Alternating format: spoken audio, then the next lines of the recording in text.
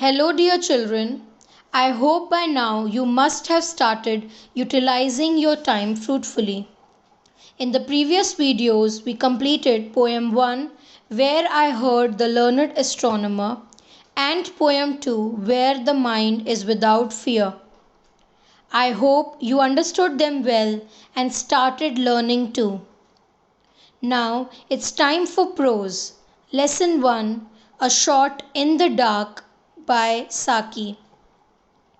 Basically, a shot in the dark is a phrase that means an attempt to guess something when you have no information or knowledge about it, like making guesses or assumptions. We are going to read and learn line by line. The main character of the lesson is Philip Slatterby. He lives in the county of Yorkshire. County means a state, like we have in India, Uttar Pradesh, Rajasthan, etc. Yorkshire is a city near to London. Philip was selected for the Parliament election in Yorkshire. To qualify for nomination, he had to impress Mrs Saltpanjago, his new acquaintance. Acquaintance means a person whom you do not know closely. So he was travelling in a train where her mansion named Brill Manor was situated. He settled himself down in an empty railway carriage. Railway carriage means a train coach or a bogie. With a happy feeling. He calls his trip profitable because if he is selected, he will be a member of parliament. Now, who is Mrs Saltpanjago? Mrs Saltpanjago was a brilliant woman, level-headed and of some social importance in London and had a lot of influence in the county of Yorkshire. She was a clear thinker, an affluent and influential lady. Affluent means wealthy, rich. Influential means effective or very powerful. In Yorkshire, a gentleman had denied to stand for election of parliament. So, Philip was under serious consideration by the party managers. That means Philip had his chances to stand for elections. But to stand in election and win it, he had to impress and convince Mrs Saltpanjago. Philip was delighted when he got an invitation for a small and friendly lunch party at Jago's house. But he became more happy when Mrs Jago asked Philip to stay at her house from Friday to Tuesday. With this invitation, he felt more confident that he was on approval, means she might consider him and approve his name for elections. All he needed to do was to secure the goodwill of Mrs Saltpanjago. And by any chance, if he failed to impress her or get her approval, the leaders will cancel his name and position. Slatterby settled himself in the coach on his reserved seat. On the platform at railway stations, there were many passengers. Among them, Philip met one of his known person from the club and beckoned him at the window for a chat. Beckoned means called himself with a wave, or inviting someone by nodding your head or hand. Philip's friend asked him if he was going to meet Mrs Saltpanjago and will stay with him for the weekend.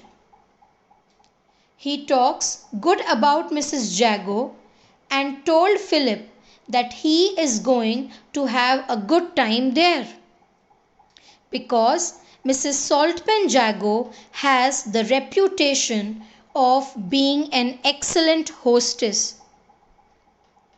He also reminds Philip to impress her to make his entry in Parliament.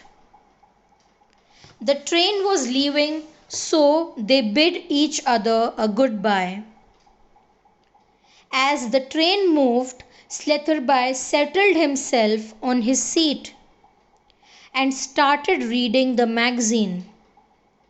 When he was reading it and read a couple of pages, he suddenly saw a passenger in his compartment. Now, this passenger is the second main character of this lesson.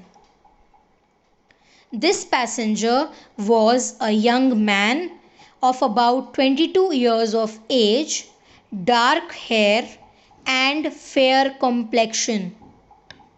He was a mixture of smartness and untidiness. Philip thinks of him as a rambler. A rambler means a hiker. This person introduced himself as Bertie. That means the name of the second important character of this lesson is Bertie.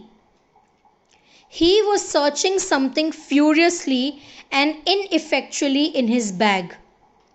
Furiously means angrily and ineffectually means not able to find what is lost.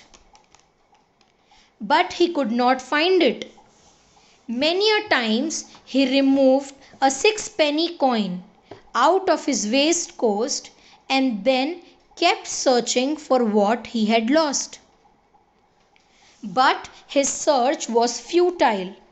Futile means waste, pointless. He removed various things from his bag like a cigarette case, matchbox, key silver, pencil case, and even his railway ticket. He searched all his pockets many times and still was not able to find what he wanted. He cursed himself, getting angry on himself. Philip was quietly sitting and noticing the boy while turning the pages of his magazine. Suddenly, Philip heard a voice. It was of Bertie.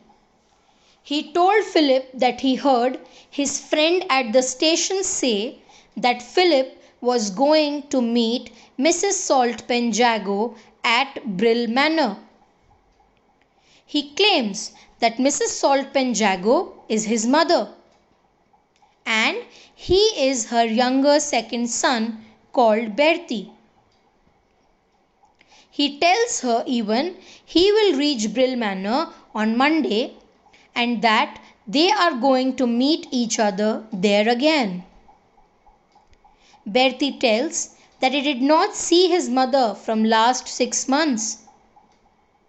He went fishing with his friends the last time she was in the town. He tells Philip that he is so happy to meet someone who knows his mother at such a time because he had forgotten his wallet at home. He forgot his wallet at home which had all the money. He said he hadn't lost anything but had forgotten it at home. He told him that before he was leaving for his trip, he had to seal a letter and stick his crest or stamp on it. He used his wallet to remove the stamp.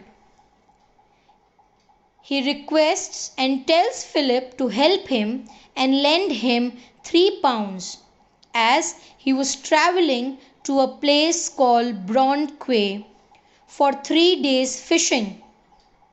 So he will return home on Monday and will also return his money back. Home means Brill Manor.